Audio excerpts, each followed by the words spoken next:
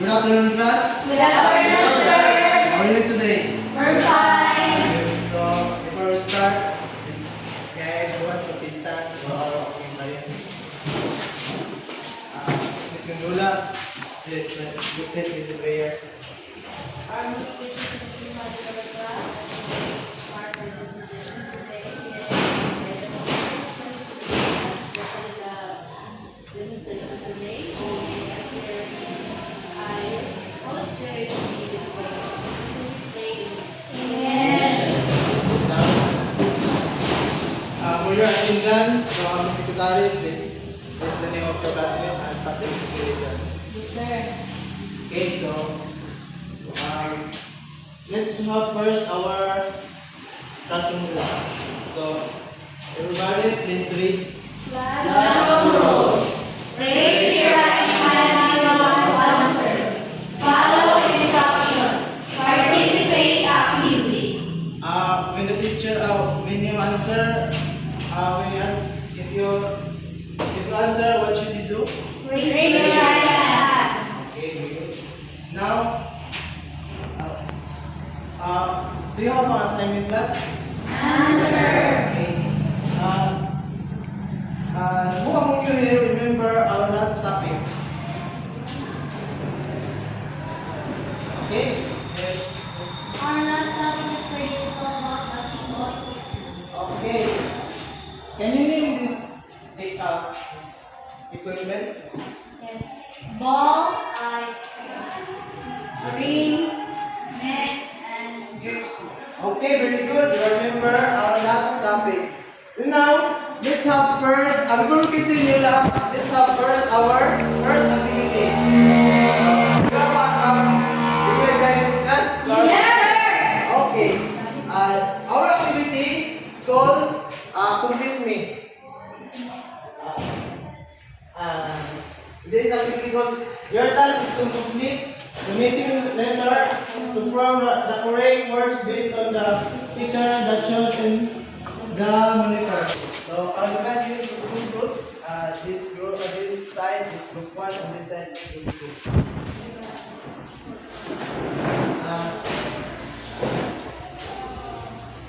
I'll write your answer in this empty one paper.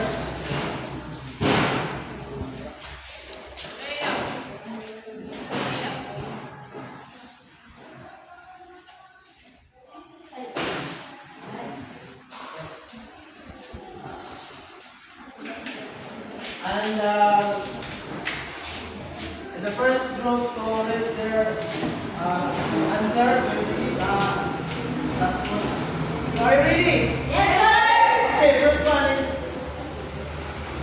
Shooting. group 1 is very good. Okay.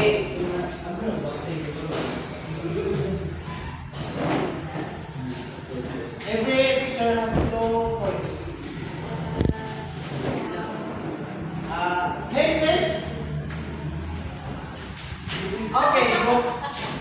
group 2 is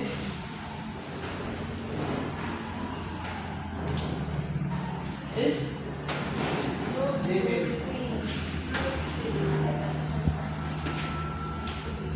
Next is Drifting, sir. It's group 1. Group 1. next is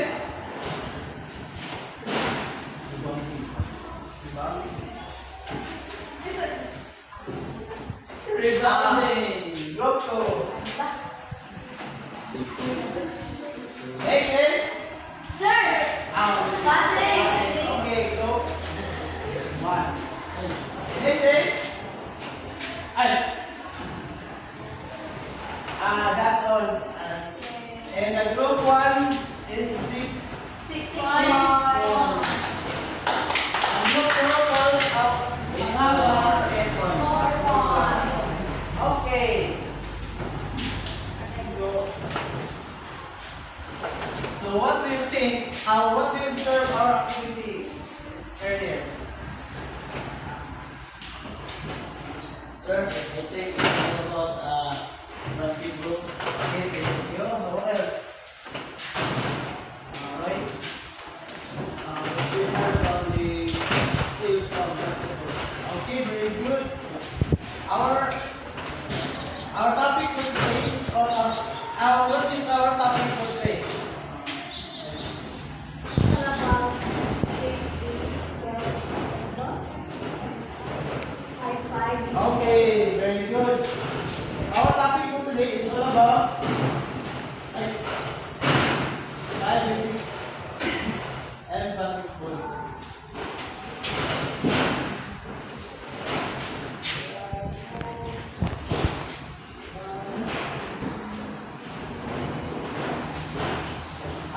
question. So, what skills is easy to you? What skills in basketball are there? Passing. On why? Because passing when you start a game, if you want to shoot, you pass first your opponent. Okay, so very good. It's from my second is what skills are most practiced and why? Anyone? Roy, I think it's dribbling. why? It's because we're in game. We are in the long area and we need to dribble the spot to become another side. Okay, thank you. So let's continue. Let's have first hour of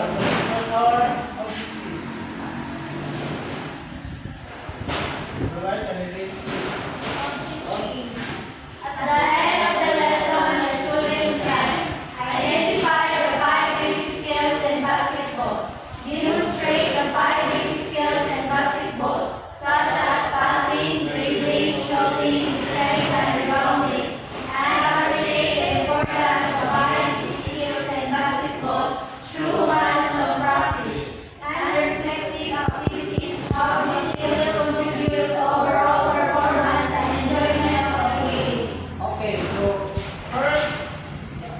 first skills, let's have first skills is to dribbling. So, in your idea, what is dribbling? Anyone? Okay. The things are dribbling. It is skills that helps you escape to your opponent and make a chance to shoot in the ring. Okay. Good. So, dribbling is everyone out. Anyone who can read? Dula? Dribbling. Dribbling is the act of bouncing the ball continuously with one hand while moving around the court. It is a fundamental skill that allows players to advance the ball, evade defenders, and create scoring opportunities. Okay. So, Dula, can you say to the front what is dribbling? Out. Okay, yeah. So, dribbling.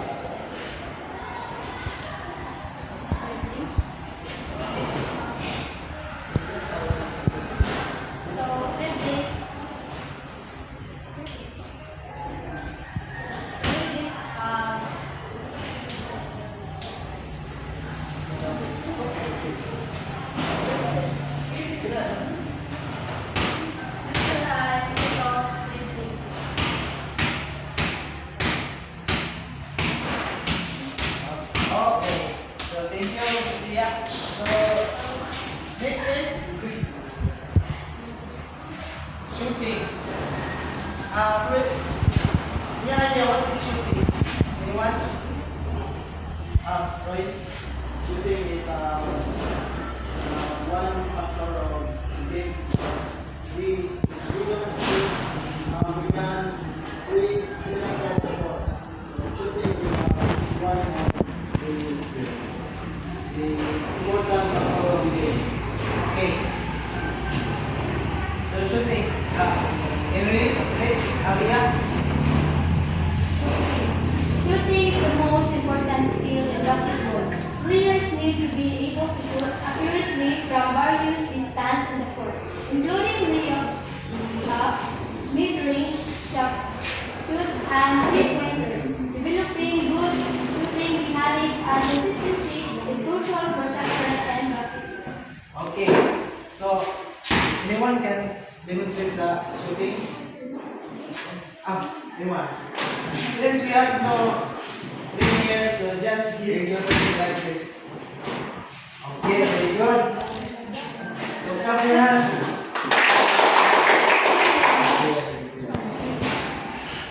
So next is passing. Passing, what do you think?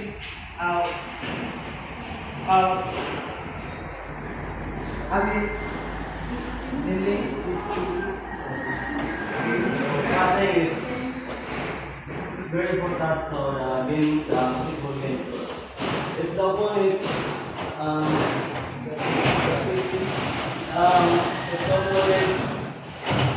if you hold the ball, then the opponent in front of you, they need to pass the ball to the win.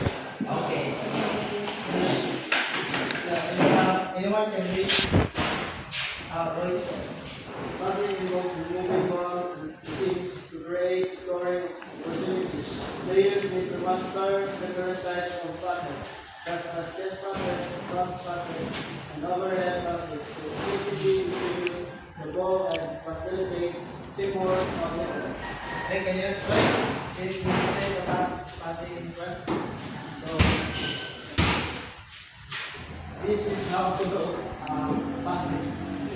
okay, very good. So next is defense. So what do you think is defense? Zili. So defense, if your opponent hold the ball, so you need to defend your opponent. To prevent your opponent. Anyone can read? Kyle. Defense is a critical skill in basketball that involves preventing the opposing team from scoring. Players need to be able to guard their opponents, anticipate plays, contest shots, and create turnovers through steal and blocks. Good defense seems to make a significant impact on the outcome of the game. Okay, can you demonstrate the defense and counter plays?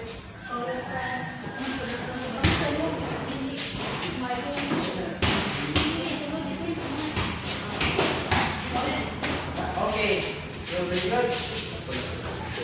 The next is what is rebounding? Anyone?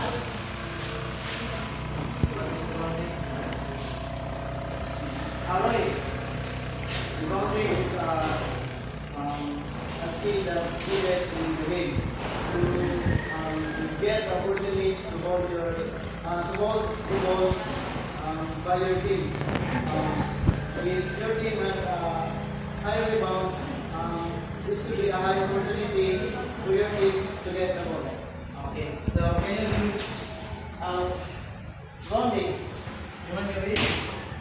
Right. Rebounding is the act of securing position of the ball after a match drop. Ball possession and defensive rebounding for central skills in basketball. The skill gives second chance scoring opportunities and prevent the opponent from scoring under position. Players need to have good positioning, timing, and boxing out techniques to excel in rebounding. Okay, can you demonstrate in front? But for a friend? Okay.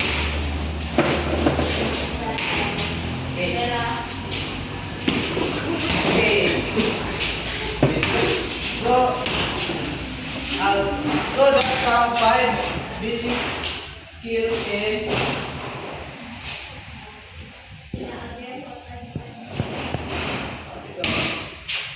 that is the 5 basic skills in basketball. So again, what is the 5 basic skills in basketball? Janine?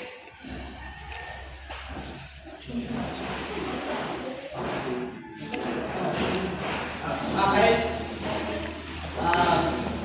Passing, dribbling, shooting, rebounding, and defense. Okay, very good guys. How about this? Mastering all 5 basic skills is important. Yes, sir. Roy? Yes, sir. Why? Because we master the 5 basic skills in basketball, you can apply it in the real world situation. Okay, good. Okay, very good. So now, let's we have our physical activity. So, this time we have, I will give you 10 minutes to practice the 5 basic skills, in basketball. I will give you I will give you a group and make a role play and apply the 5 basic skills in basketball. In practice. Okay, I give you 10 minutes practice. Same Same. sir.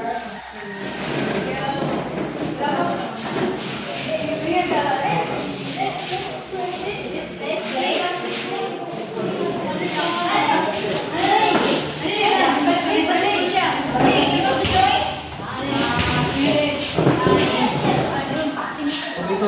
Ano yung sa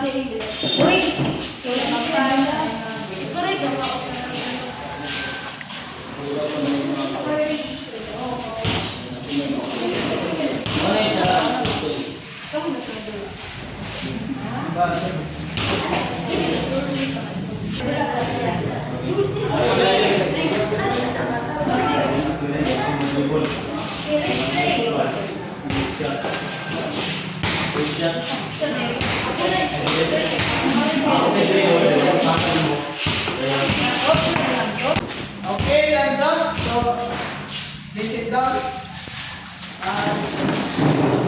This is your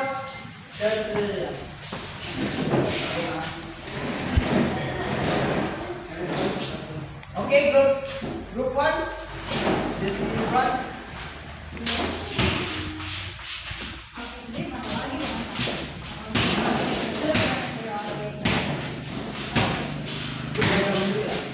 Hey guys, you want to join?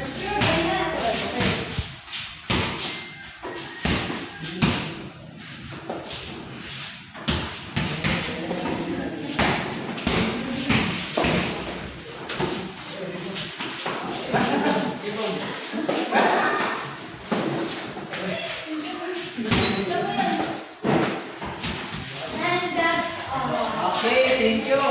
Group 1. Go, group.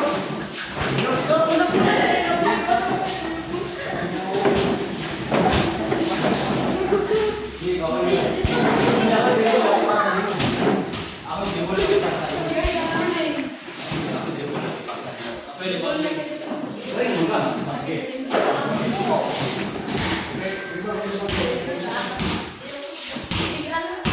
Ipis, ipis.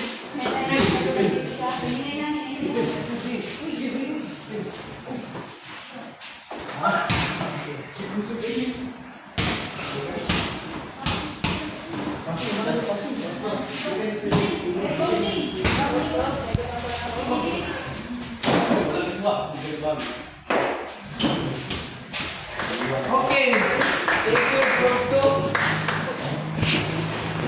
Okay, I give you a score. Group 1. Being, so I give you in creativity in role play. I give you a 4 points. 4 points. And teamwork. Teamwork is 5 points. And execution, I give you a 4 points. And organization of role play, I give you a 4. In total of 70. Plus 4. 17. Plus 4. Plus 4. plus 4. 17.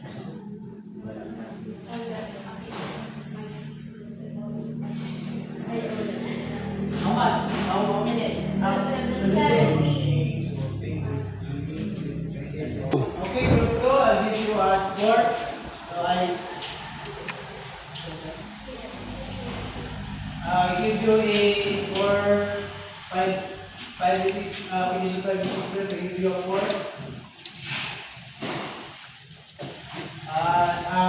Creativity of role play, I give you a 5. Teamwork is called 4. Then situation of performance, I give you a 4. Ito sa ano?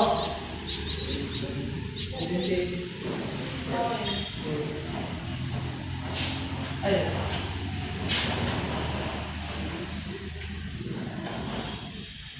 What? 17 plus 4? 21. 21. One, sir. 6 plus 17? 23, sir. Okay. Ayos, is that your score? Yes, sir. Okay, very good.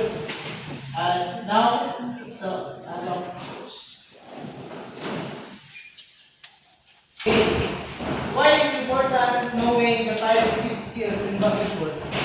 Anyone? Roy?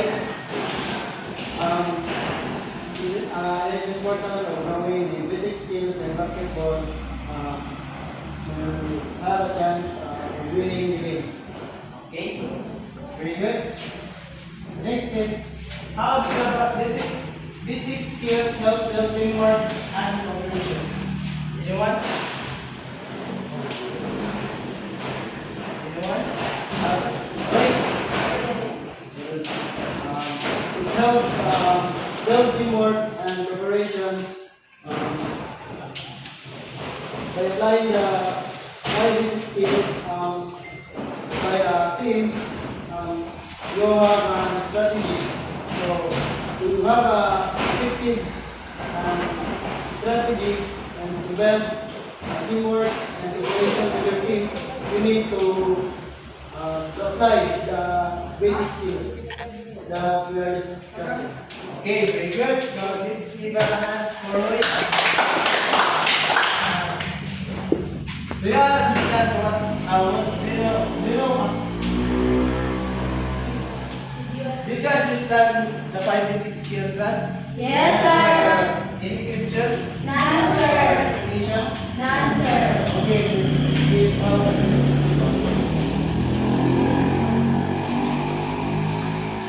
get one question paper and answer this question. And your assignment is research advance the 4 kinds of drinking. And that's all. And that's all, class. Thank you. Goodbye, class. Bye, sir.